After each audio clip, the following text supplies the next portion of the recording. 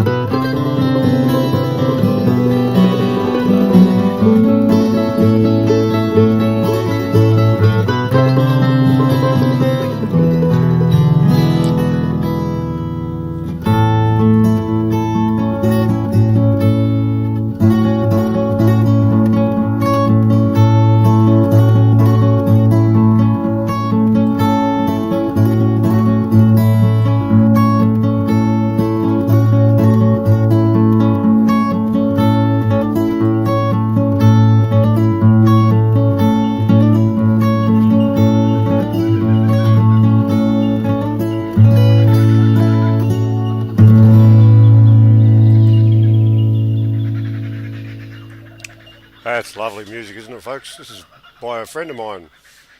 Tony Johns is his name. He's a local around our parts up here in Wanji. And, well, all credit to him for the music. He made it back in the 90s. Anyway, let's get on with the show. Howdy, folks. Amos, Sewn 15. It's not the big picture this week because the picture is about Australia today. This is an Australia Day special, if you like. It's probably not that special.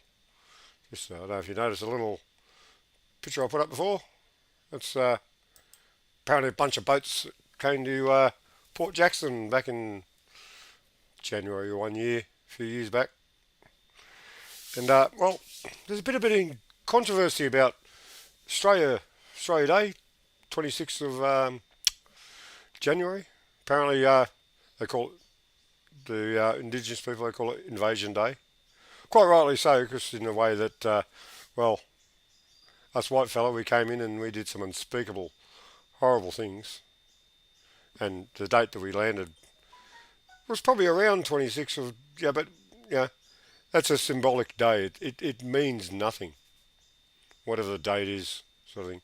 Except for one little thing. There was a special date in 1949. A bit of Parliament shit happened that granted Australians right to be citizens or something. You know, not that it makes any difference because yeah, we're all slaves basically, aren't we? Anyway, I pre-recorded this letter that I found on Facebook, so it must be correct. So I might give that a play and tell me what you think in the chat rooms if you like.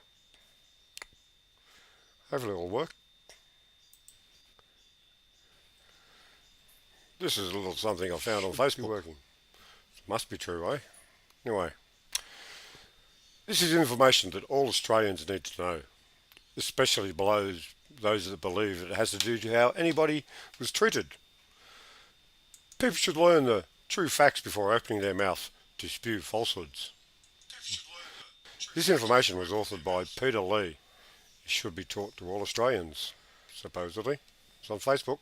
Could be right, don't it? Below is the reason Australia Day is celebrated on January 26. Here are the facts about Australia Day, but don't expect the media to educate you on the facts as it's not their part of the agenda. Australia Day does not celebrate the arrival of the First Fleet or the invasion of anything. Captain Cook did not arrive in Australia on the 26th of January. The landing of Captain Cook in Sydney happened on 28th of April 1770, not January 26. The first flea, there's probably a few of them on it. The first fleet arrived in Botany Bay on 18th of January. The 26th was chosen as a Australia Day for a very different and important reason. The 26th of January is the date Australia receives their independence from British rule. However, Captain Cook's landing was included in the Australian bicentenary celebrations of 1988, when Sydney-siders decided Captain Cook's landing should become the focus of the Australia Day commemoration. Yes. Sadly, the importance of the date for all Australians has begun to fade, and now, a generation later, it is all but lost. The media, as usual, in the happy twist of the truth for the sake of controversy, Captain Cook didn't land on January 26, so changing the date of any celebration of Captain Cook's landing would not have any impact on Australia Day, but maybe it would clear the way for a truth about Australian Day. Truth. What's that, folks? Excuse me. Drinks. It's only a recording. Australians of today abhor what was done under British governance for the Aborigines, the Irish and many other cultures around the world. So after the horrors of World War II, we decided to try and fix it. We became our own people on 26th of January 1949. The Australian nationality came into existence when the Nationality and Citizenship Act 1948 was enacted. That was the day we were first called Australians, not and allowed to travel with passports as Australians and not as British subjects. In 1949, therefore, we all became Australian citizens under the Nationality and Citizenship Act 1948. Not me, folks. I was born over in the old country. I wasn't even born then. Anyway, before that special date, all living peoples in Australia, including Aborigines, were called British subjects and forced to travel on British passports and fight in British wars. This is why we celebrate Australia Day on January 26th of January.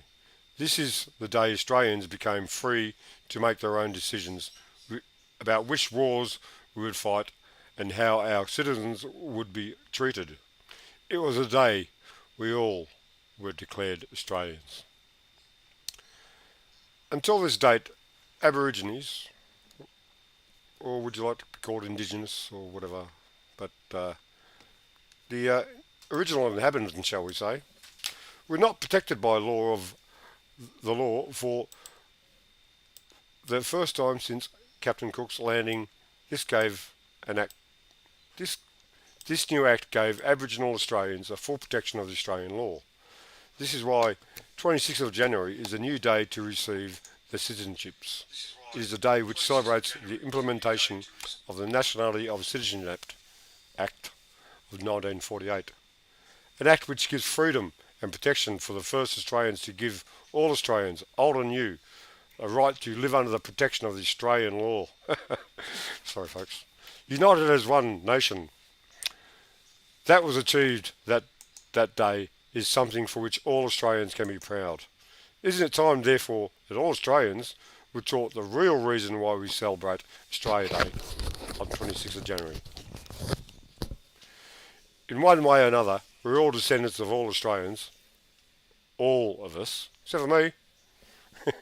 So we should all be celebrating, giving thanks for the freedoms and lifestyles and opportunities that we currently enjoy, thanks to the strength and battles of our ancestors. Powerful words, folks. Powerful words.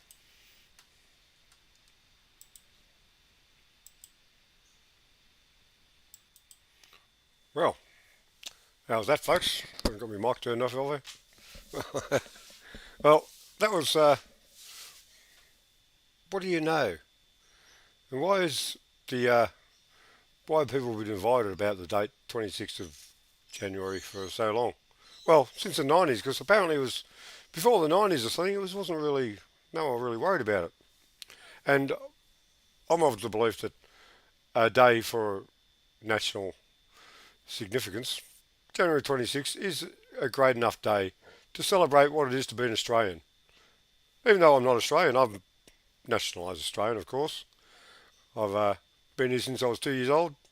Like many other people, we're not all born here. We're not sort of some of the old crowd, some of the new crowd, but we're all Australians. We love our country because this is our country. Whatever colour or race or religion or whatever, you do right by your country will do right by you. Let's face it, where else in the world would you rather be right now? Here in Australia? Not too bad, is it?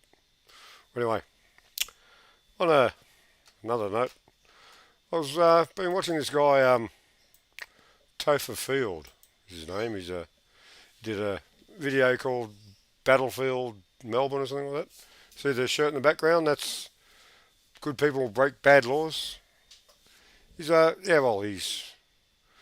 knows what his real agenda is.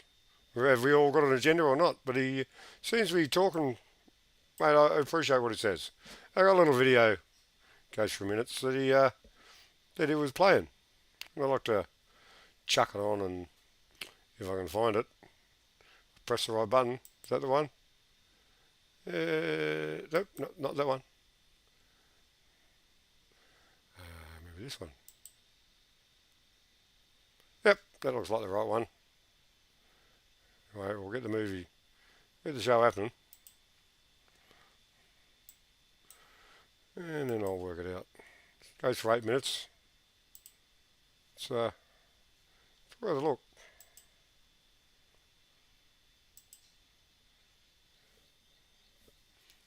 Should start any second now, folks. Maybe not. Oh yeah, we've got something's happening. Sorry about the delay, folks. It's my usual computer. Oh look, encoding overload again. I'm probably getting disconnected and everything as well.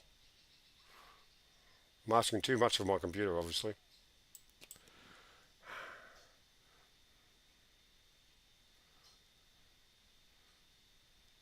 Nearly there. The only thing that limits the power of our government is the limit of our obedience. No, it's not really working, is it, folks? In fact, the limit of the people's obedience is the only power that has ever kept a government in check. Ever. And today, as governments increase their size and power to levels never seen before in history, we, the people, must once again find that limit. The limit of our obedience. The point where we say, no, I'm not going to do that. Mahatma Gandhi called it non-violent non-compliance. Aristotle said, it's not always the same thing to be a good man and a good citizen. Alexander Solzhenitsyn said, if a regime is immoral, its subjects are free from all obligations to it.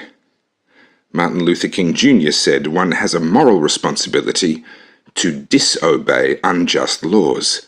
I agree with them all. And to state the same idea in a more modern way, I say, good people break bad laws. More evil has been done in history by people who were obeying than by people who were disobeying. The worst atrocities in history were not carried out by tyrants, but by those who obeyed the tyrants. And today, would-be tyrants, people like the UN, like World Economic Forum alumni, wealthy business people, you know the types, all the high and mighty ones, the rich and powerful who meet in Davos and elsewhere. They depend on the obedience of the people, and especially the obedience of the enforcers, in order to implement their dangerous and frankly deadly agenda. Some people object. It's different now. You can't compare history with today. Or they say, they're not evil. Those people are trying to help us. Well, if history tells us anything, it's that evil people always believe that they're the ones who are good. The urge to save humanity is almost always a false face for the urge to rule it. So observed H.L. Mencken. And he's right. These would-be tyrants are absolutely certain that they are good and right and righteous. And that's what makes them so dangerous. Of all tyrannies, a tyranny sincerely exercised for the good of its victims might be the most oppressive. Those who torment us for our own good will torment us without end, for they do so with the approval of their own conscience. It's their belief in their own morality that, in their mind, justifies their lust for power. Notice how their solutions always involve giving them more money, more power. And notice how our own politicians so often play along. They're tempted by the allure of playing God with people's lives, so they willingly join the club of petty tyrants. And they bring all the bad ideas home from Davos to Parliament and push through the will of these would-be tyrants, for our own good, of course. The Great Reset will prove to be as deadly as the Great Leap Forward was for China, only more so, because the Great Reset will apply right across the globe. More than 30 million people died in Mao's Great Leap Forward, mostly from starvation, but also from labor camps and executions. Many more will die from the Great Reset, mostly from energy poverty and the man-made famine that will follow. Perhaps that sounds crazy to you. Perhaps you do not see the connection between the centrally controlled command economies of the past, of the USSR under Stalin, of China under Mao, of North Korea under the Kim dynasty. Perhaps you don't yet see the connection between those and the centrally controlled command economy of Klaus Schwab's Great Reset. But you will. Give it a few more years and you won't be able to miss the connection. It's no coincidence that our energy grid being fixed by these elites has made power unaffordable for millions. It's no coincidence that they are simultaneously promoting ideas like 15-minute cities, where they monitor and control your life with cameras and geofencing to make sure that you're being good, however they define that word, and at the same time pushing ideas like central bank digital currencies, where they can monitor and control your spending with smart currencies that can only be spent on approved purchases. And of course, that's happening at the same time as they're pushing for international vaccine passports, where they monitor and control your health and vaccination status so that they can exercise total control over your body. This is not a conspiracy theory. This is what they're talking about in public. They've written books about it. Can you imagine the things they discuss behind closed doors? If they get what they're pushing for publicly, they will control where you work, live, socialize, and shop. What you buy, how much of it you buy, whether you're allowed to travel, and all the while, they'll be requiring you to stay up to date with a never-ending supply of new concoctions to be injected into your bloodstream. Spend some time reading the Sustainable Development Goals and realize that they're not about sustainability or development. They're about power and control. Their every solution involves more money, more power, more control for them. And most of our politicians are on board. Thankfully, not all. There are a few good ones, but they are few and far between, and there's not enough of them yet to stop this agenda from being rammed through in the coming years. There's only one thing that can stop that from happening, and that is the limit of our obedience. And if there's no limit to your obedience, then there's no limit to their power. I reached the limit of my obedience in March 2020 when I refused to go along with the lockdowns. What followed in my home city of Melbourne, Australia was 2 years of madness, which I've documented in the award-winning film Battleground Melbourne. You can watch that for free at battlegroundmelbourne.com. So I know that my obedience has a limit. There is a point where I say no and begin non-violent non-compliance. Do you know where your limit is? Are you sure that you even have one? Perhaps you think it's better to just obey, to do the right thing. The obedient always think of themselves as virtuous, rather than cowardly. That's attributed to George Carlin, but whatever the real origin, it's true. It's not the tyrants that commit atrocities. It's the obedient who follow the bad laws that the tyrants write. The limit of your government's power is the limit of the people's obedience.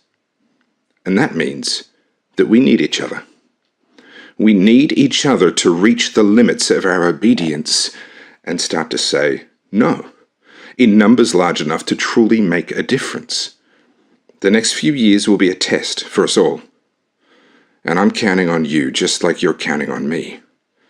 I'm counting on you to find the limit of your obedience. Good people break bad laws. They're words to live by.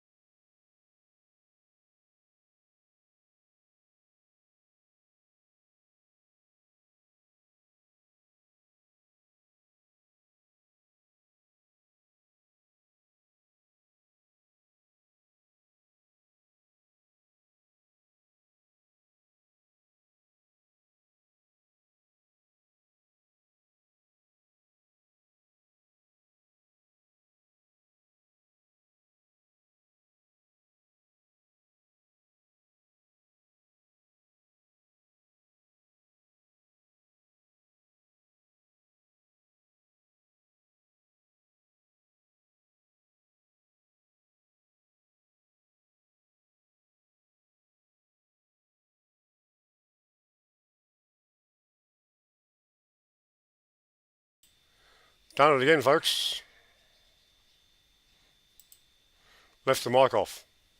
So you heard none of that, as usual. Well, what was I saying? No one will never know now. Which boils down to that last guy, Topher. I'll be playing some more of his stuff in the future. And, well, then I was went on to go and find out something something in the news, and then I found the story, but then I realised the mic was off, so no one could hear anything that I said. Once more, I'll get it right soon. Anyway, have a look at that story again. What do you reckon? Maybe, yep, here we go. Radioactive capsule loss in Western Australia describes a hugely unusual as authorities urge public to keep their distance. A radiation safety expert has described the loss of a tiny radioactive capsule as being along the 1,400 kilometre stretch of road in Western Australia as a bizarre 100-year event. Really? Sounds like a story, doesn't it? Anyway, health authorities issued an urgent warning on Friday after the 8mm capsule, 8mm folks, you know what that is? Yeah, if you know what half an inch is, it's not that big. Which has a potential to cause severe burns. It was lost somewhere between a mine site in Newman in Western Australia's north and Perth. It's just a couple of k's, mate. And the caesium-137 capsule was part of a radiation gauge commonly used in the mining industry. The gauge was packed and then transported from Rio Tinto mine site on January 11, but arrived on the depot in the Perth suburb of Malaga on January 16. However, it wasn't until January 25 that authorities discovered that the radioactive capsule was missing after it was unpacked for investigations. Like, this is the size of the item we're looking for, folks, or they are looking for. What do you reckon? You know, it's about a bit bigger than a grain of sand, smaller than a 10-cent piece. What's the point, folks? Anyway, authorities believe it fell through a hole where a bolt had been dislodged after a container collapsed inside the truck. Ooh. Seriously, folks. That's the news. Not really. But anyway, going back to what I was saying earlier. Australia's not a bad place. There's a lot of people want to come here. A lot of people, well, not too many people want to leave, put it that way. Some live in pine boxes, but they don't really leave. Anyway, most of the world's population is having a worse time than us. But then again, there's New Zealand, actually. We should look into New Zealand, shouldn't we? How long have we been on? Not even half an hour yet. Well, drink to my first half hour, and the encoding, well, they might be having some encoding issues. Let's check out the streams. Oh, look. I've got some chatters in YouTube. Hello, Mr. Vinny and the Vendettas. Who would that be? Vinny and the Vendettas. It's a music group from over New Zealand way. Anyway, what's he saying? Audio is cutting out a bit here and there. Not too stuffy. Much better when you zoomed in on Topher. Yeah, I'm always better when I'm playing someone else's tune. Yes. Batman. Hello, Batman. Good to see you, mate. I can't watch live now. I'm making a video to promote the coming to Canberra on February the 12th. Good to see you there. I'll post a link when I'm finished, hopefully tonight. Fuck, I'd love to go to Canberra, folks. My bus is out of action at the moment. I'm in the middle of rebuilding it. But well, I might get down there soon anyway. I've got a car and I'll got to make a pilgrimage to Canberra because it's an important site, folks. Canberra is, it's where the shit happens but doesn't happen, but it's a place to be. So hopefully I'll get there. Topher was great. G'day, Batman.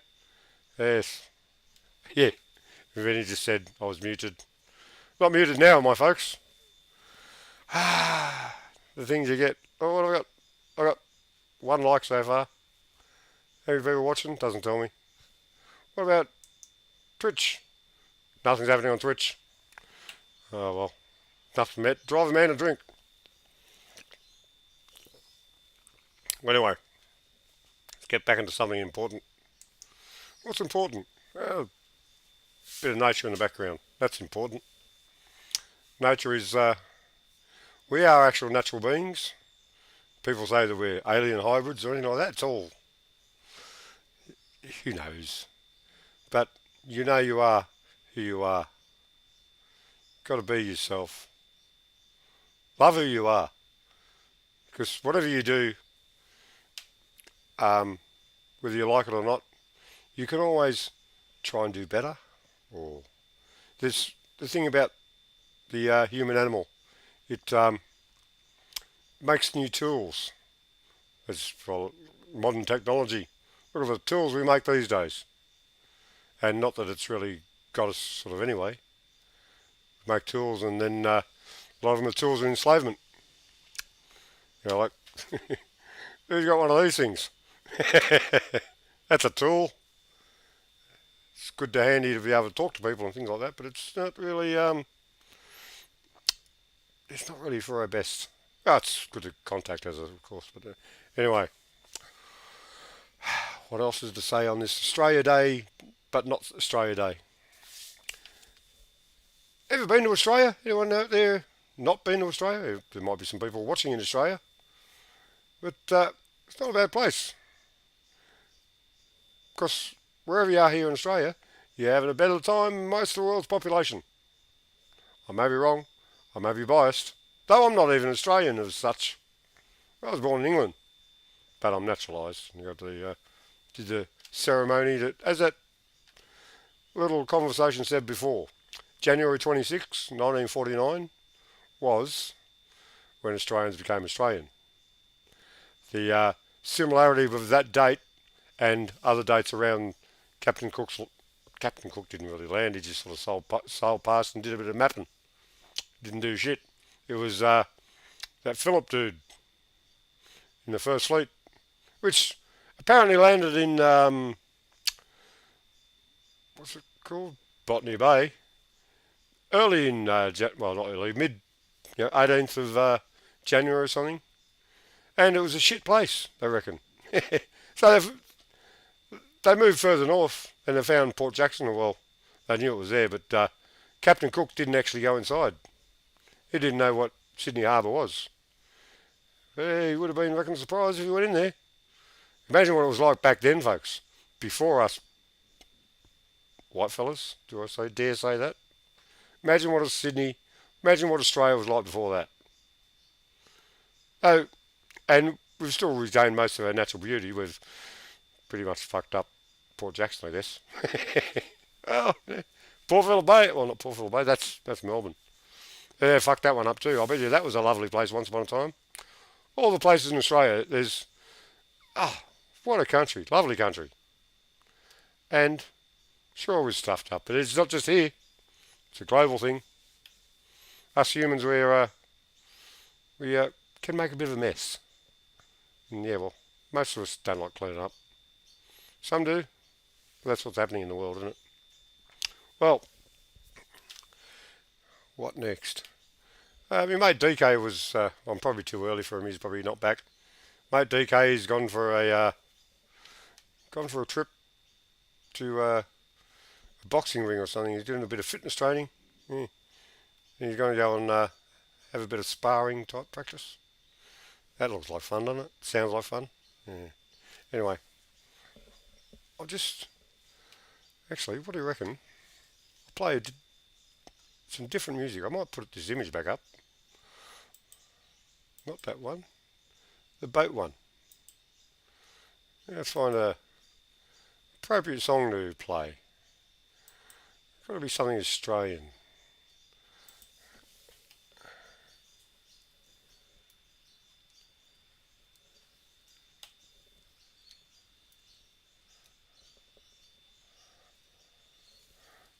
Nearly there, folks.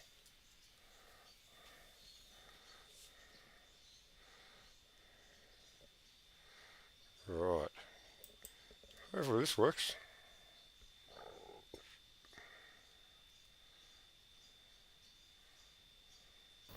The story you're about to witness is true. It actually happened. Only the names have been changed to make it funny. Sitting at home last Sunday morning, me mate Boomerang said he was having a few people round for a barbie. Said he might cook a burger or two. I said, sounds great, will Wallaby there? He said, yeah, and Veggie might come too. So I said to the wife, you want to go, Anna? She said, I'll go if Dean goes. So I said to Boomer, what'll we do about Nulla? He said, Nulla bores me to tears, leave him at home. We got to the party at about 2, walked straight out the kitchen to put some booze in the fridge, and you wouldn't believe it, there's Boomer's wife, Warra, sitting there trying to platypus. Now, I don't like to speak ill of Warra, but I was shocked. I mean, how much can a koala bear? So I grabbed a beer, flashed my wenger at her, and headed out to join the party. Pretty soon, Ayers rocks in, and things really started jumping. This Indian girl, Masu, turns up, dying to go to the toilet, but she couldn't find it. I said to me mate Al, hey, where can Masu pee, Al?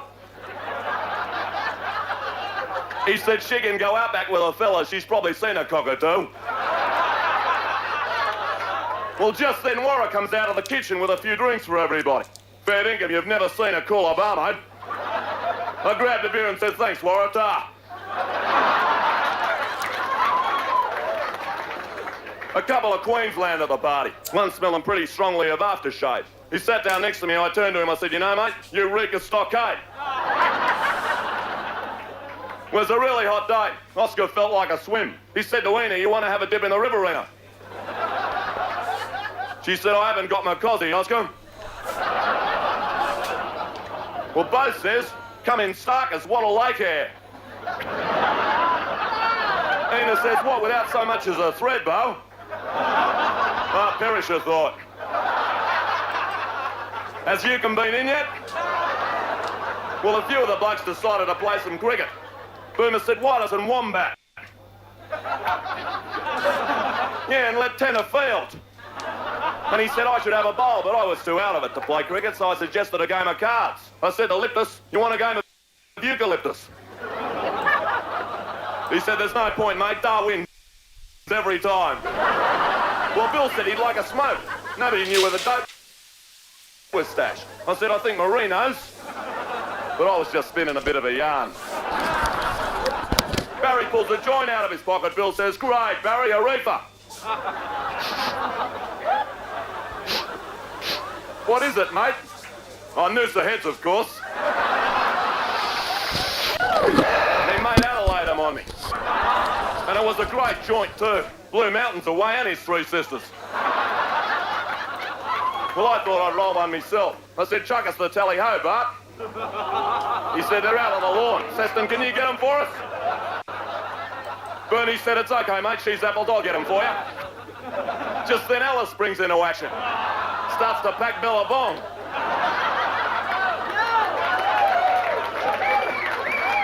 But you wouldn't believe it, the bong's broken. I said, Lord, how? Hey, man. Somebody said, well, a didgeridoo. I said, maybe it'll have to. I look in the corner and there's Bass sitting there, not getting into it, not getting out of it. I said, what, is Bass straight or something? Boomer said, as a matter of fact, mate, he's a cop. I said, you're joking, mate, a cop? I'm getting out of here, let's go, Anna. She said, no way, I'm hanging around till gum leaves. Besides, I don't want to leave Jack around a party on his own. Have you seen him? I think he's trying to crack on Toowoomba. He's already tried to Mount Isa. And he'll definitely try to lead you, Australiana. Thank you, and good night!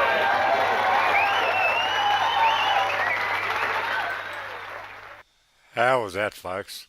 There's a bit of a Australian goodness. I actually saw the bloke ostentatious at a pub called Arncliffe in Sydney. Uncliff Hotel, something like that. Yeah, mate, wasn't a bad show, but that was just back in the 80s or something. Anyway, that's it for Australia Day. I'm a little bit late, as usual, but it's Sunday Soonsense 15 on this date, 29th of January, a few days after the item. Yeah, imagine what it was like 3 days after Australia Day back in when the fleet landed. Yeah, what do you reckon? Were they having a barbie, you reckon? Anyway, as my mate David would say, it's all a conspiracy. No. Hey folks, I'm done for the night. You be good to each other, and be good to strangers. That's a big thing. You see someone in the street, don't know before, be nice to them. Even if they're not nice to you. Unless they're trying to kill you, then well, then you try and kill them back. But be good to your fellow man. A bit lucky, you might do the same back. So until next time I see you, be maybe Thursday, maybe next Sunday, maybe in between, who knows. My schedule is, well, it's not really a schedule. Hey folks, much love, no fear, be aware.